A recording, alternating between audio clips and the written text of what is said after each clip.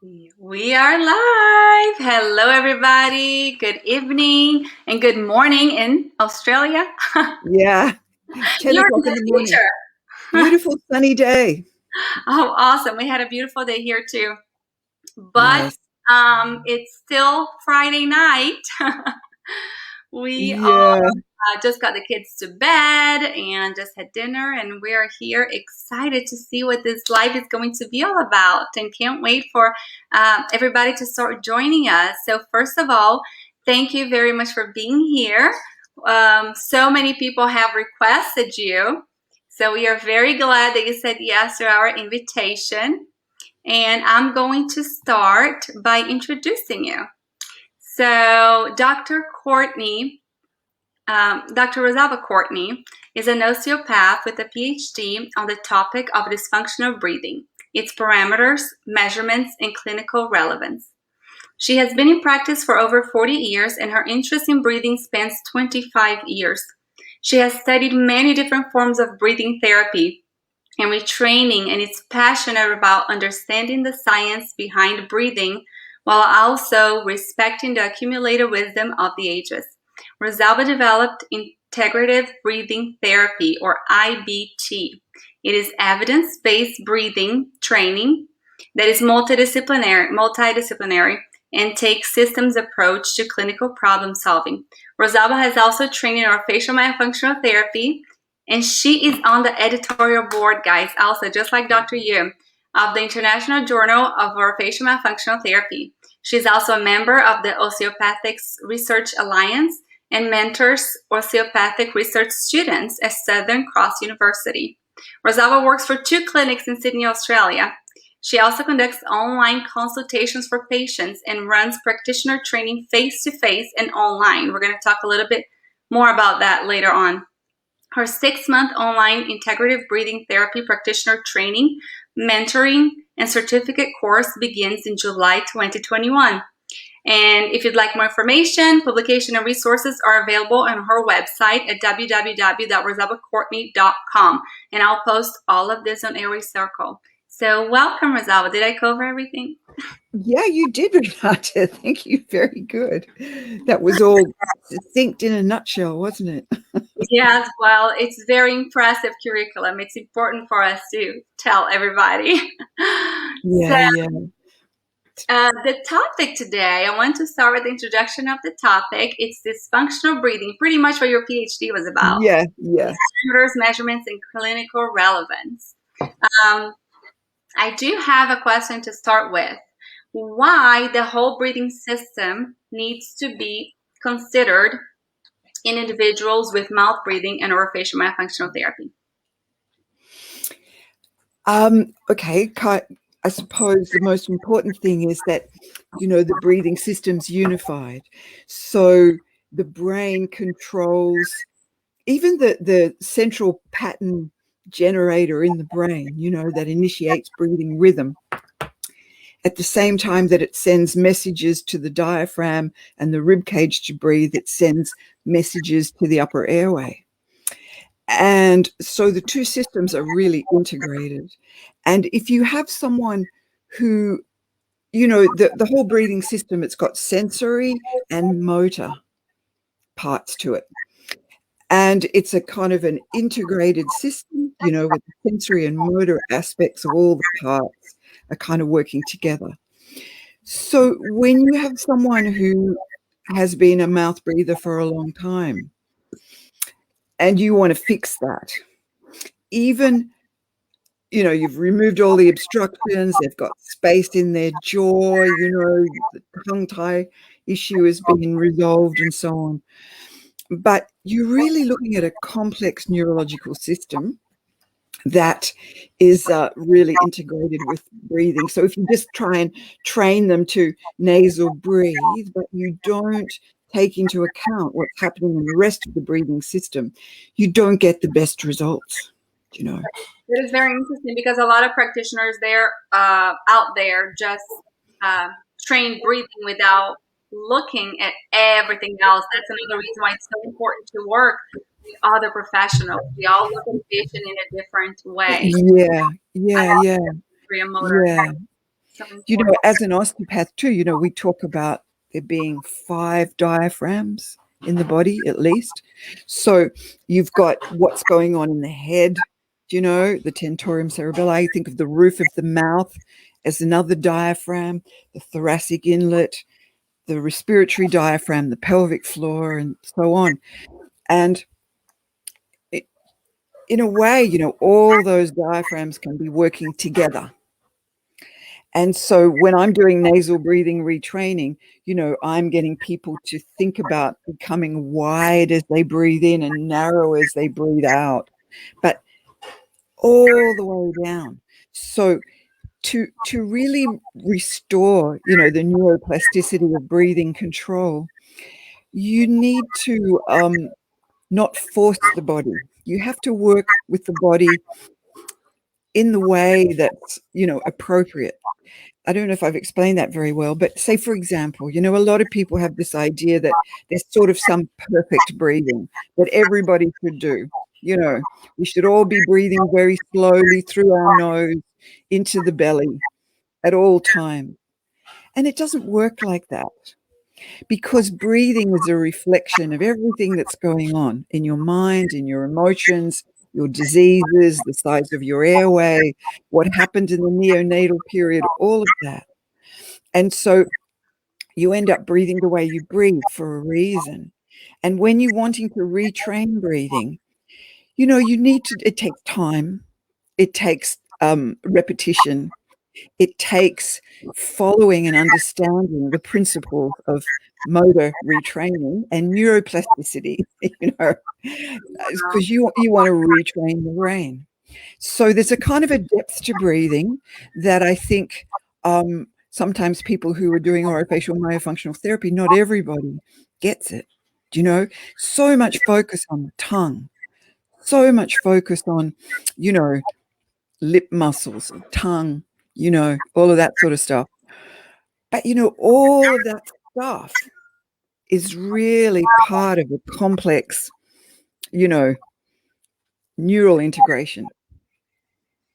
And breathing is the first thing that we need to work on and make sure that it's working right, because everything else is not going to really matter, Yeah, right? I believe so, yeah.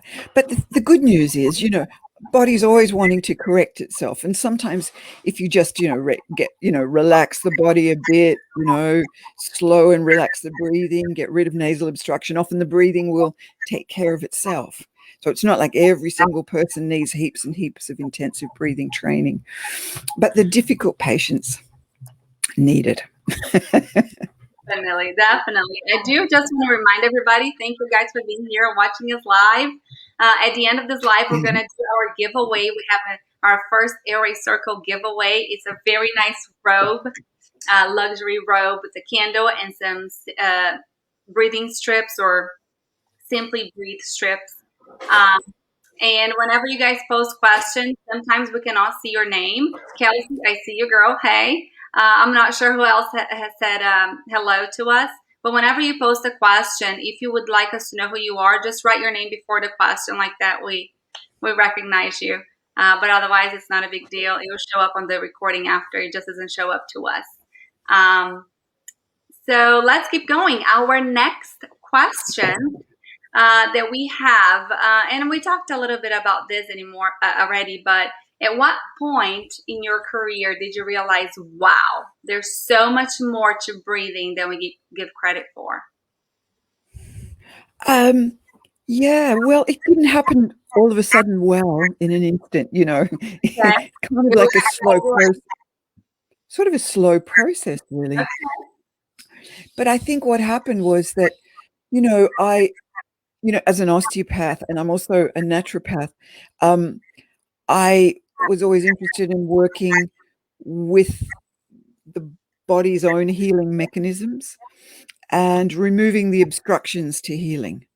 You know, the philosophical ideas in both osteopathy and naturopathy is that, you know, the body is a sort of a self-correcting, self-healing kind of thing, more or less, when you're lucky.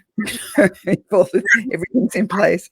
And so the idea is you try and remove the obstructions to healing, and you try and take care of the fundamentals.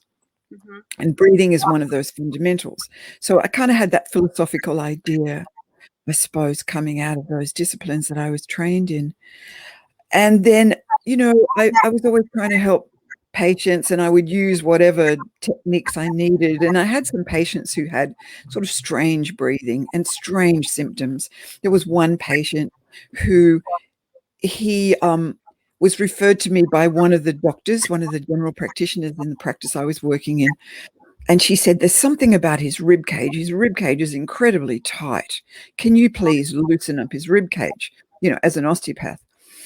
And he had this very strange breathing. He was kind of like, he just couldn't get his breath. Uh-huh. And he had no lung diseases. And he told me the story that he had breathed a bug up his nose and that the bug was in his lungs, and that's why he couldn't breathe. But actually what had also happened was his girlfriend had left him, and he'd lost his job, and he'd had a massive amount of stress, and his whole breathing system had gone out of whack. And I realized I'm not going to fix this guy by loosening up his rib cage. So I was noticing his strange breathing. So I started working with his breathing. And anyway, that really helped him get better. And I had a few cases like this where people had strange, unexplained breathing patterns and breathing symptoms. And by beginning to work with the breath, I was able to help them much more. And so I kind of got interested in that. And also I was young, my 20s, living in a shared household. And one of the people in my house, his father was a famous Russian breathing doctor called Alexander James. And he'd become a bit of a celebrity, at that time for his tremendous success in working breathing techniques and using different forms of massage. So I kind of learnt, that method. And then the Buteyko method came to Australia, and I traveled to Russia and somehow ended up, as the chairperson of the association and wrote the first training course. Wow, But the more I got into it, the more questions I had, of course. because certain things didn't make sense. The CO2 theory with Buteyko seemed overly simplistic, and it didn't kind of check out, when I started measuring CO2 and so on and so on. So I thought, at that stage I was training practitioners all around the world, in America and in Australia and the US, in the UK. And so I just decided, I can't teach this until I really know it. So in 2002, I stopped teaching, and I went to do a PhD, and I repeated some of Buteyko's research and did my own stuff. And out of that came up with this model, of dysfunctional breathing as this, and developed some protocols and tools for assessing it. So that's kind of where I ended up. Wow, I know that in Buteyko, they say to put your hand on your chest and your hand in your belly. And I have so many people that have a hard time feeling the diaphragm move. Is there anything that you can recommend to make sure that we breathe into that? I mean, we know the diaphragm is moving, but Yeah. Sure. Okay, well, here we go. I'm going to throw a cat amongst the pigeons straight away, because Buteyko was not about breathing into the belly, by the way. Do you know what I mean? Like, there are a lot of recent sort of things that people are doing now, which weren't original Buteyko. Buteyko's whole thing, he says, you can explain my method using one hand. Do you know? He yeah, said, it's just reduce your breathing by relaxing the muscles of respiration until you feel a light lack of air. yeah. And he used to bind people's bellies. They would bind the lower rib cage and belly to restrict the movement of the rib cage and belly. So this thing about, breathing into the belly and so on. Okay. And you know what? Sometimes firming the belly can make the diaphragm work better. And the reason, I mean, okay, I can explain it. If you think about your diaphragm, your diaphragm is not your belly, right? Mm-hmm. If you think about the anatomy of the diaphragm, your diaphragm, yeah, it's huge. It's like a big dome. It attaches to the lower six ribs. And then when you're in the fully exhaled position, the dome of the diaphragm is around the fourth rib, and the crura of the diaphragm attaches to around, like, the second lumbar vertebra. Now, in people with breathing dysfunction, what happens is the diaphragm, the phrenic nerve, the brain, the phrenic nerve, it puts too much activity of motor stimulating activity, through the phrenic nerve, and the diaphragm can end up sitting low and flat. So when the diaphragm is low and flat and you go to breathe, it doesn't move, actually. It doesn't move because the lungs are hyperinflated. Sometimes the rib cage is tight. My guy who inhaled his bug up his nose, right? He wouldn't have been able to breathe into his belly. He might have been able to push his belly in and out, but he didn't necessarily, use the diaphragm to do that. Okay, so for the diaphragm to be able to contract, it needs to first of all move. And if it's already low and flat, it's got nowhere to go. So when you go to breathe, you will breathe high. You'll breathe with your shoulders. And if you get, there's been lots of research done showing people with severe breathlessness, if they teach them belly breathing, they just feel worse. Wow. Because the belly is working. In someone with good breathing, the belly is working in coordination with the diaphragm. But someone who doesn't have good breathing, the diaphragm and the abdominal muscles are not well coordinated. They can't. They sort of mechanically can't until you can get those lungs deflated, and until you get the diaphragm domed and up into its, relaxed position. They won't be able to, have that stimulation to the belly. So that's why sometimes the better thing is to reduce the volume of breathing and actually get rid of the hyperinflation. And then the diaphragm begins to be able to participate in breathing movement. Wow. Just like Elizabeth said, wow, so much wisdom. She's loving this. This is amazing. We needed to have you here. So how many breaths per minute should we be taking? Is there a number? Is there well, I know there's a range, but it depends on age. Yeah, there you go. It depends on the range. So it depends on the activity. Do you know? Exactly. So I think, yeah. So on average, if you think about 15 breaths a minute as being round about the average. And but then it can be really fantastic to sometimes breathe much more slowly than that. And then sometimes you want to breathe more quickly than that as well. But just in daily life, when you're kind of in a relatively active, state, then it's okay to be breathing around 15 breaths a minute. When you're wanting to relax, makes sense to breathe more slowly. But we shouldn't be always in the mega slow rate of breathing. Do you know? So 6 breaths a minute is not how one breathes in daily life. That's a kind of artificial way of breathing, 6 breaths a minute. 6 breaths a minute, 5 or 6 breaths a minute is what they call the resonant frequency. So if I breathe 5 or 6 breaths a minute, I'm going to breathe a bit more deeply. And I'll be breathing in a way that, is matching my blood flow to my ventilation. And it's great to breathe 5 or 6 breaths a minute for periods of time. You can't do that all day long. Yeah, now and again, where you're really focusing and so on. Yeah. But to breathe 6 breaths a minute all the time is not natural. It's not natural. Yeah, you need to. You're going to go up the stairs at some point.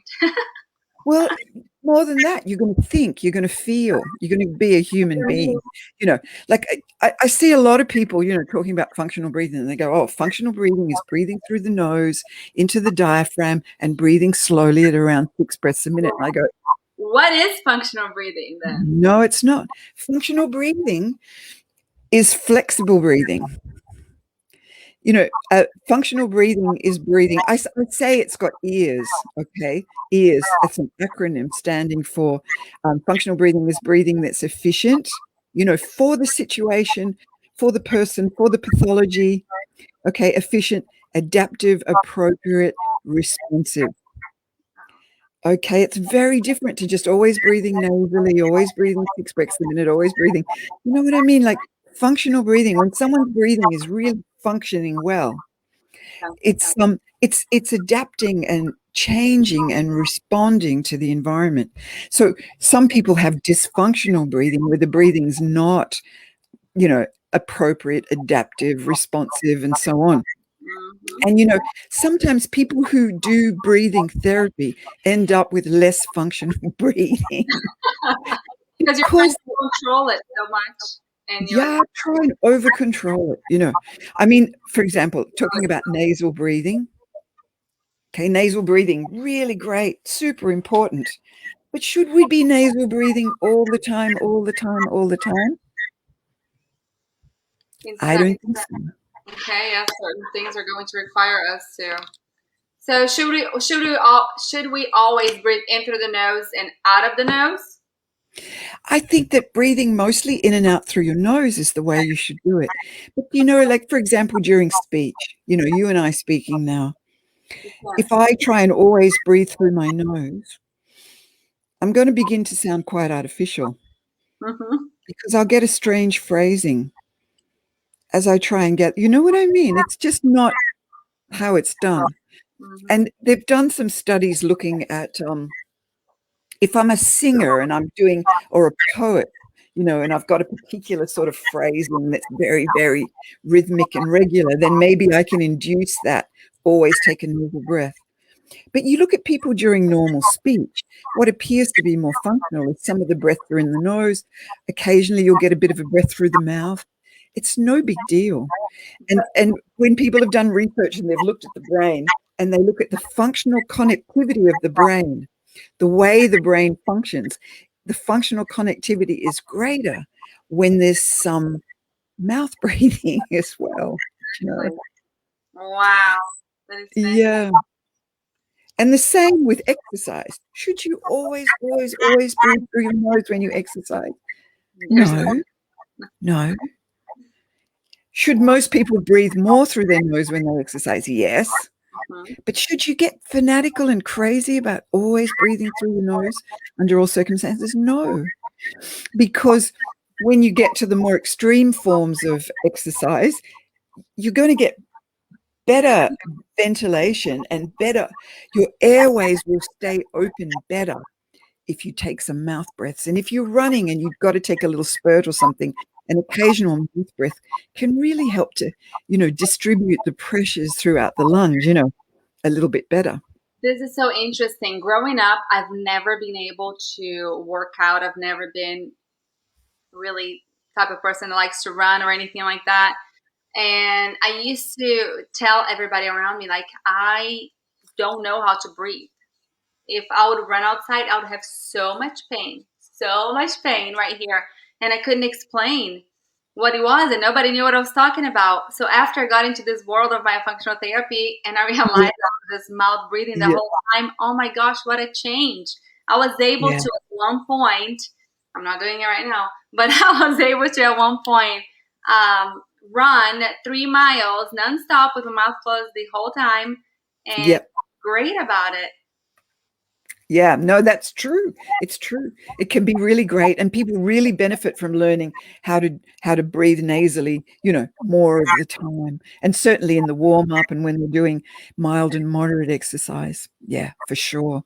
But again, I think it's that kind of, I guess what I'm sort of, because I'm just being the voice of dissent a little bit here.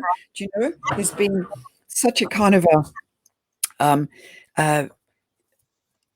trend like, oh my God, never mouth breathe, that I feel I have to just be a voice for, hey, take a mouth breath now and again. It's not a big deal. You can really tell when somebody's speaking and they do have this functional breathing. I mean, you can tell them going, way too much. My goodness, they say 3 words and they go, yeah, oh my God, it gives me anxiety just yeah. You'll see more sighing and gasping and yawning and so on. Yeah. Wow. And then again with sighing, sighing. Yeah, So, sign. I used to do that a lot. yeah. So there's sighing too much. But then a sigh is one of the most wonderful things for actually relieving tension, for redistributing pressures throughout the lungs. And we've got centers in our brain that specifically make us sigh. And those parts of our brain that make us sigh, there's a part of the brain which is a specific sigh center. It's called the parafacial nucleus. It's part of the, you know, one of the medullary breathing control cluster of neurons. And that particular part of the brain, there was this research they did at Stanford about this, initiates the sigh. But that part of the brain too communicates to the rest of the brain to calm you down, to help you moderate stress and so on. So people sigh to relieve their mind, to lower their stress, I to know so feel many better. times I'll be walking around and be like, my husband will ask me what happened. I'm like, nothing. I'm just Nothing. It's quite normal to sigh. it is so Everyone sighs. And it's a beautiful thing. Psychotherapists will tell you that they can, they know that they've come to something important in therapy and that they've gotten through it when the person sighs. quickly.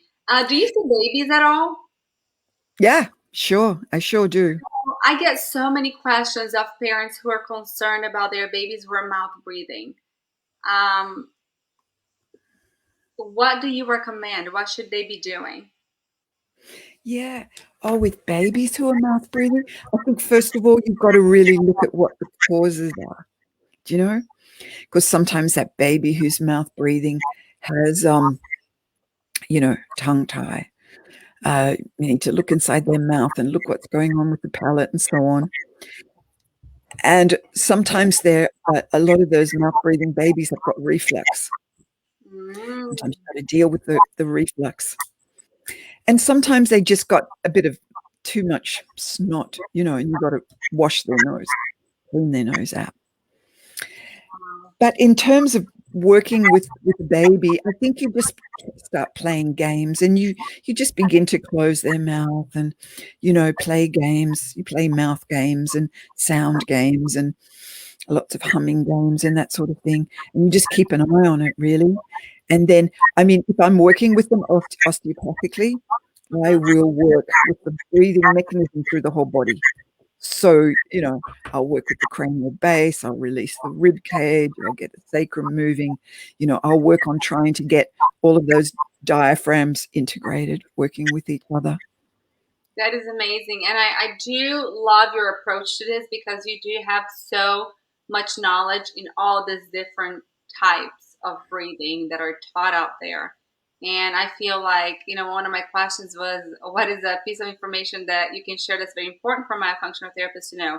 Is that you can't just study one breathing and think that, every patient you can just do that and you're going to be successful for everyone. Yeah, that would be one of the most important things I would say. It's sort of like respect the person's breathing, try and understand the cause of why a person's breathing the way they're breathing, realize that some breathing that appears dysfunctional might be actually parafunctional. It might be the best thing for that person in that moment. And then you guide people towards more functional breathing, but don't be fanatical about it. And I see, because I see people who have seen other breathing therapists, I'm a bit of an end of the line person. So I tend to see people who've worked with other breathing therapists. And so, I develop a particular perspective. And it's sort of like, I see problems when people are overly fanatical about, oh, the rule is just breathe like this, just breathe like that. Mhm. And the most important thing is get people to learn to relax when they breathe, to slow their breath and learn to breathe in a relaxed configuration, when they're relaxed. But don't make people think that they've got to breathe the same speed all the time or the same way all the time. Do people hold their breath a lot, and is that bad? People do hold their breath a lot, and they hold their breath a lot because of anxiety and tension.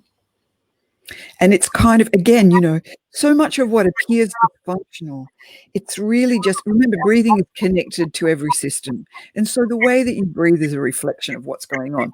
So people who are holding their breath a lot, often their whole nervous system is in this state of just being kind of too ready for danger, too Wow. ready for a problem, too ready for judgment, too ready for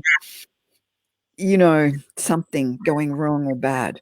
And that holding the breath, Pavlov's dog, right? Yeah. Conditioning. Pavlov actually named that holding the breath reflex. He called it the orienting reflex.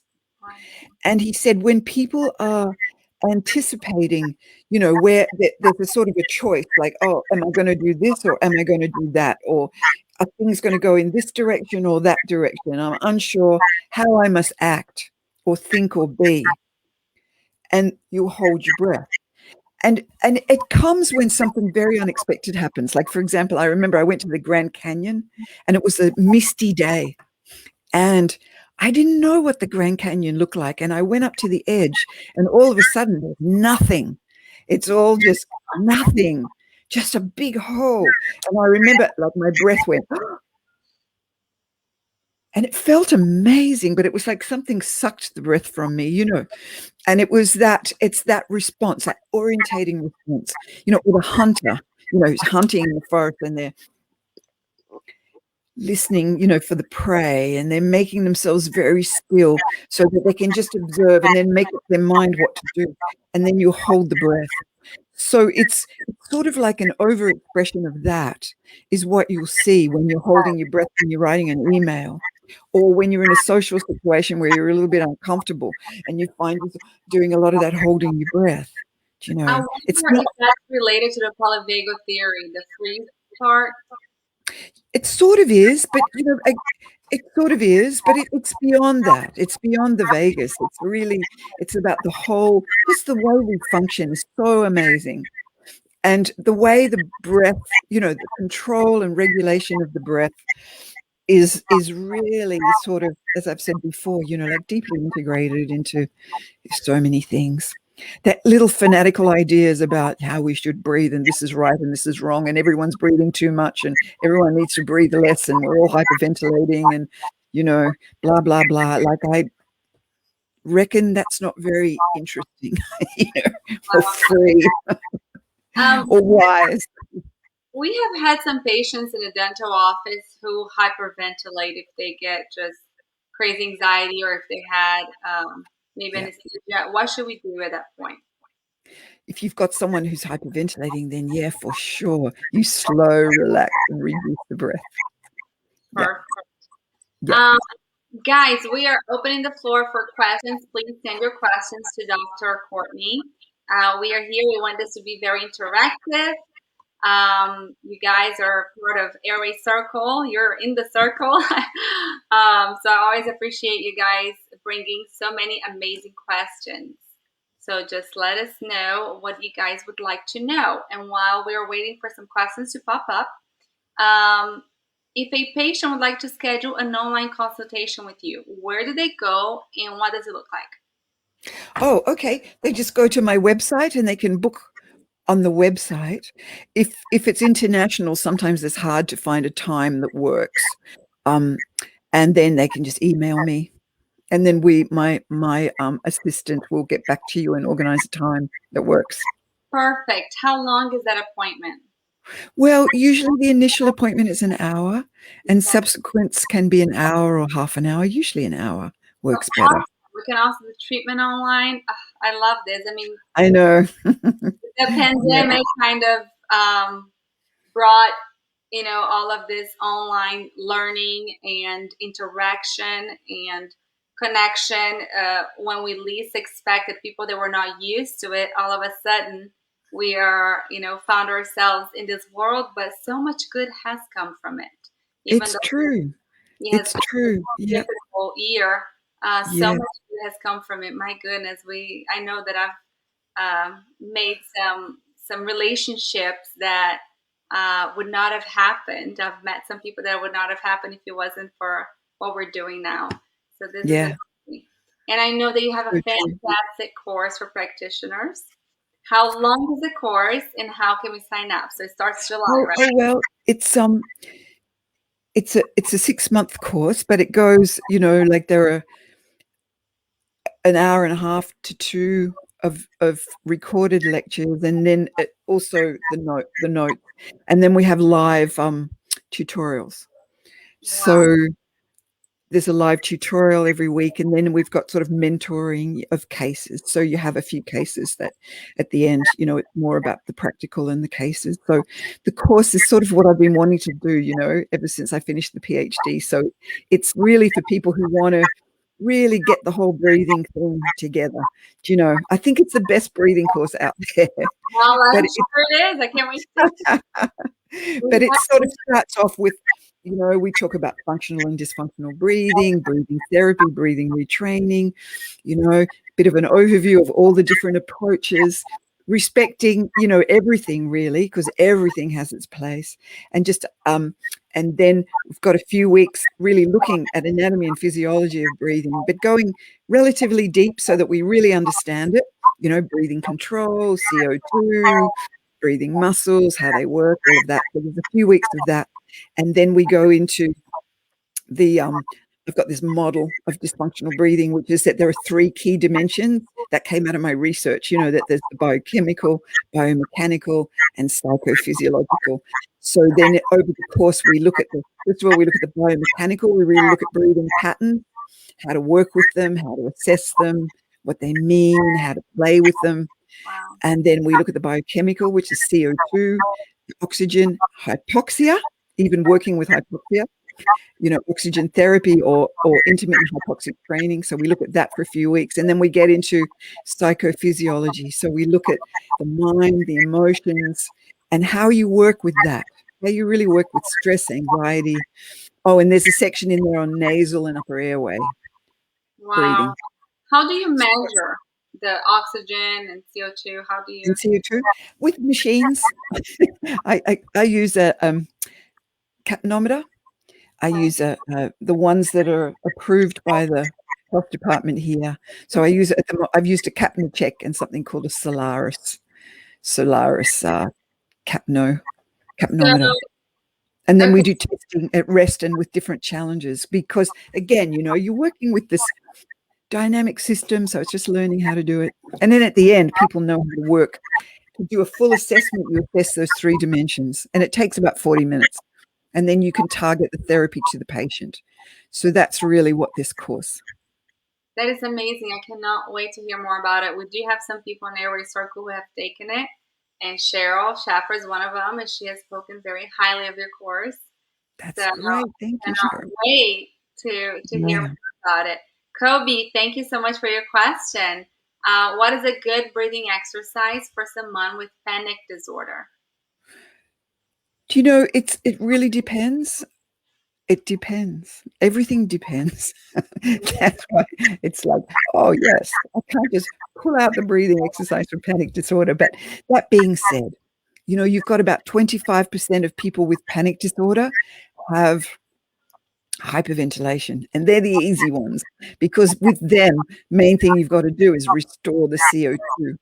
And I think the strongest research at the moment in panic disorder is around using capnometry biofeedback. So if I was to just give a quick answer, I'd say, work with some capnometry biofeedback. And basically what people have got to learn to do is learn how to tolerate a little bit of discomfort as they learn to become more tolerant to their CO2. And the people who've done the best research on this in the last few years have been Alicia Murray and Thomas Ritz in Texas. And they're German respiratory psychophysiologists, but they did some great work on panic disorder and capnometry biofeedback. Awesome. Amazing. Well, Jan, thank you for your question. How do you help people who display a breathing pattern where they have paradoxical breathing? The belly seems to deflate on inhalation. Do you look at biomechanics, zone of opposition, etc.? Yes, of course. So yes, of course. When people have got a paradoxical breathing pattern, very often they have a reduced zone of apposition. It's true.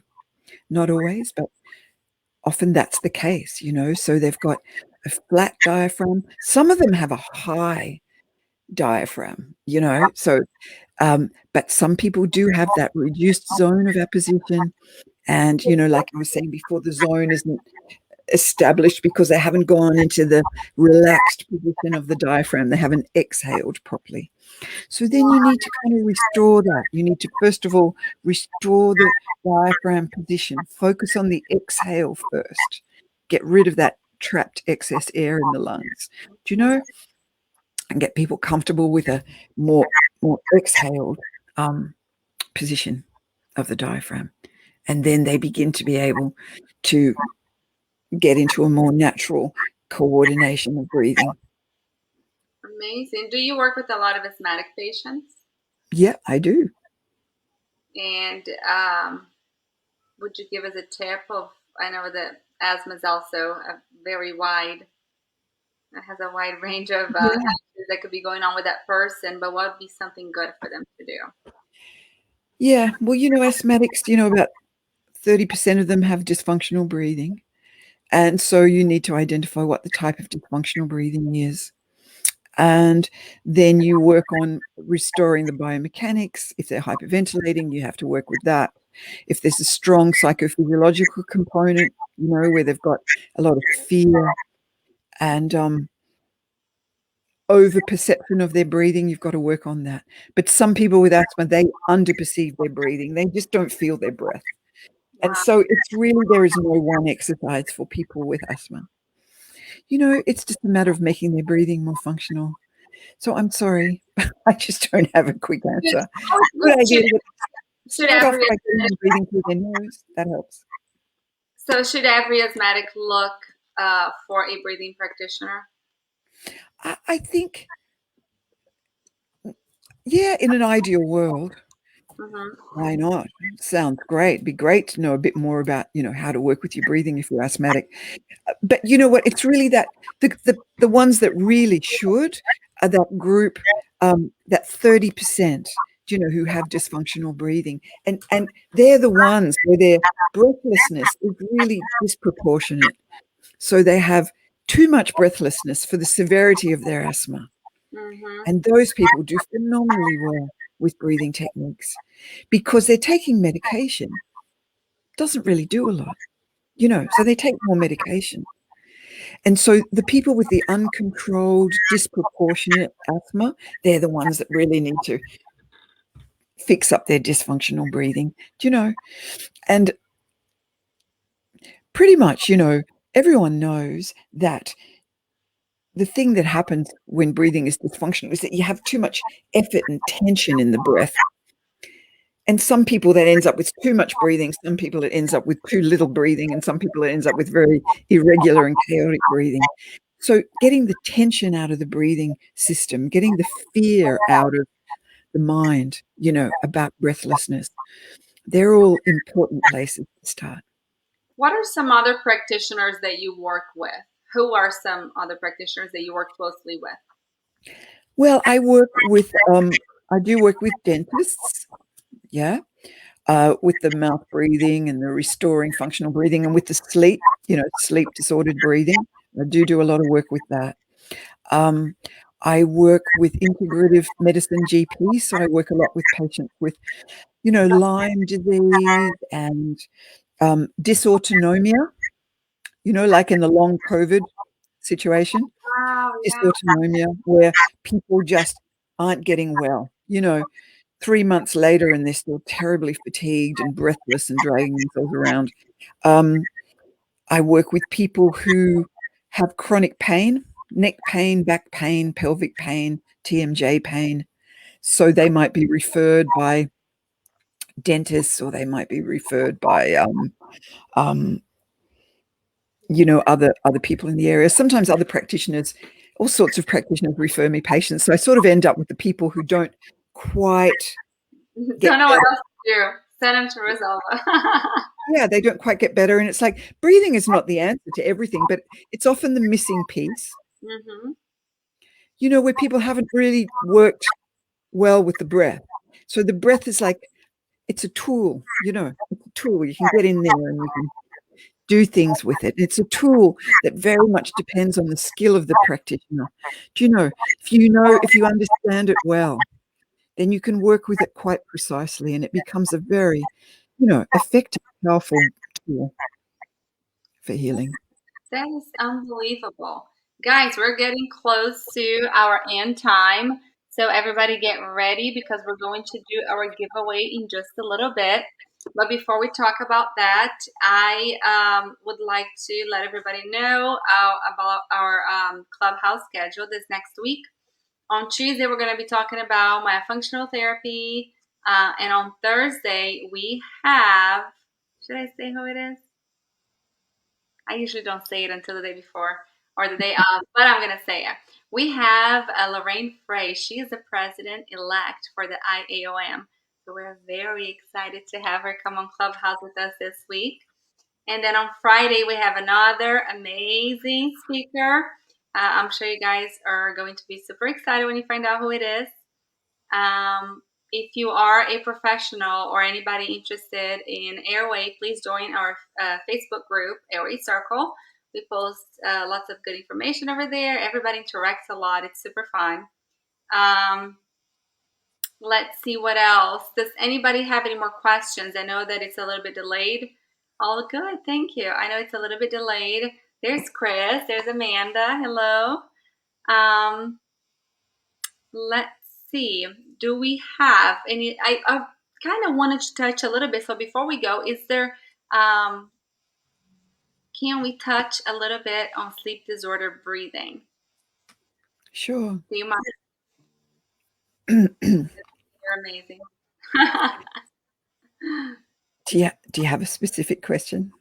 So sleep disorder breathing. I know that encompasses a lot of things. Maybe we should focus on UARS. I've been getting a lot of those questions recently. UARS. It's so missed. Well, the interesting thing is that it used to be thought that, all sleep disordered breathing had an anatomical cause, right? And what's become clear over the last decade or so is that people can have really bad anatomy but not have sleep disordered breathing, or they can have, just a little bit of anatomical deficit but bad sleep disordered breathing, because there are other factors, what you would call functional factors or physiological factors, and those are definitely linked to breathing. So the main kind of functional factors, one is this thing they call increased loop gain, where you've got instability of breathing control. And in people with unstable breathing control, they usually have not very good regulation of their CO2. They can't tolerate a rise at night when they sleep. Wow. So when they most people, it's normal to have a little bit of hypopnea and apnea at night, whatever. Below 4 is still normal. But some people, as soon as they get that rise of CO2 from reducing the breath or stopping breathing, the system panics. Yeah, the system panics, and then you start to breathe like that, and then you drop the CO2 so much breathing will stop. So that's a factor. And so when you work, if you work with breathing techniques to stabilize loop gain, that can be very helpful. So you build the CO2 tolerance in the body, and also the tolerance to hypoxia. So the other thing is, neural drive to the upper airway dilating muscle. So, the hypoglossal motor nucleus in the brain sends messages to genioglossus to get out of the throat when you breathe in. And if you have a mucked up breathing system, then it's like there's not very good integration of the upper airway with the rest of the breathing system. So you can train that neuroplasticity of that interaction, and you can train it a range of ways, The other thing is this airway tends to collapse when the diaphragm is weak. So if you strengthen the diaphragm, airway stays open better. That is so interesting. And then there's a final one, and that is what they call low arousal threshold. So there are people whose brain is always waking up all night long. And that low arousal threshold tends to contribute to the instability of breathing control.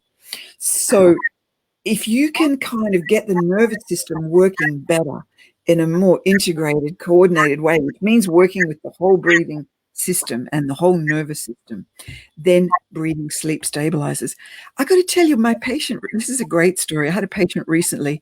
He had an AHI of 80. I don't even know how that's possible. I hope I'm remembering it correctly, but it was ridiculously high. So the report came back from the lab saying, this guy cannot drive. He's not allowed to drive. He's too bad. He might have been 60. I can't believe I said 80, but No, I'm sure. but I've heard of 84. I have Yeah. had. Anyway, he was so bad, they said he cannot drive, he cannot drive. And he was slim, thin man, maybe in his 50s, you know. And it was terrible, terrible. He'd had car accident and all sorts of stuff. Anyway, recently he had to go to America. He's Australian. He had to go to America. When he came back to Australia, he had to go into quarantine because of COVID. Uh-huh. And in quarantine, he was not allowed to use the CPAP. And I'd been working with him for a while, you know, with his breathing, and he was very, very good, very diligent, always doing his exercise. And he was such a dedicated person. He had his own high resolution pulse oximeter, you know, that he wore so he could monitor his own breathing during sleep. Anyway, he couldn't use his CPAP. And then he was so without the CPAP, measuring his sleep and breathing, his AHI 3. And his oxygen didn't drop at all, you know. That is unbelievable.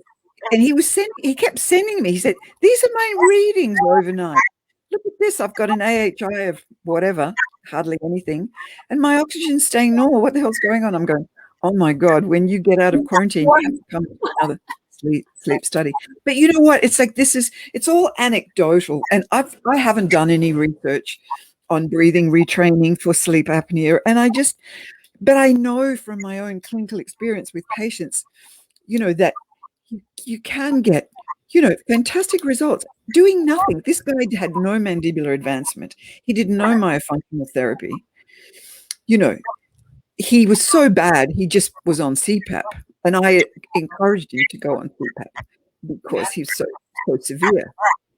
But the thing was, he did do all his breathing exercises, which was very diligent. And then given the situation of, you know, forced not being able to use the CPAP, that's what happened. That's insane. I wonder It's very interesting. It's got to be taken up more. There's got to be more, you know, attention to this whole breathing side of things, because it doesn't help everybody. It doesn't help. We've got to be careful with breathing, not to overclaim. You know, we mustn't say we can help everybody in all circumstances, you know, blah, blah, blah. You've got to really understand the limitations of what you're doing. And, you know, the patient must always come first.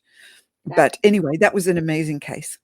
Wow, I'm so glad you shared that. Thank you so much. Oh my goodness, Dr. Courtney, I really appreciate you accepting our invitation and spending an hour here with us. Everybody, I think you guys are ready for the giveaway. And if you'd like to stay for our giveaway, I really appreciate it. I'm not sure if I can share my screen, but here we go. Let's see who won our giveaway. I should have it here with me. I don't. I already have everything ready, packed, ready to go. There are 37 comments. I need to have my team. I'm not sure if my team is here listening. Okay. If my team is here listening, start contest. I'm going to tell you guys who won, and then you guys tell me who, if they have gone on our website. That's the only thing. Oh my gosh, guys, you're not going to believe it. OMT of York. Angie Lehman, you are our winner. Congratulations and thank you, thank you, thank you. That is it. I'll have that send your way as soon as we can. Somebody said something else before we go. As a sleep physician told me today, the only thing to do for UARS OSA is a CPAP. Have seen breathing retraining do amazing things for patients. Yes. So that is why we're here. That is why I created the Airway Circle. So we can share this with as many people as we can.